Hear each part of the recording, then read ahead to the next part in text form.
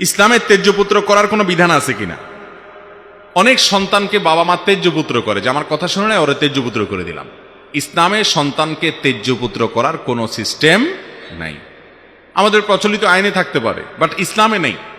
তেজ্যপুত্র করা যায় না।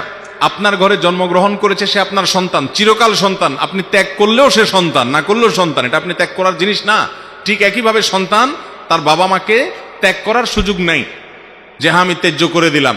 কোনো কারণে যদি তার থেকে দূরে থাকতে হয়, বিশেষ কোনো হেকমার ভিত্তিতে, সেটা জায়েজ হতে পারে শর্ত সাপেক্ষে। বাট তেজ্যপুত্র করে দিবেন, সম্পদের ভাগ দিবেন না, এই ক্ষমতা আপনার নাই।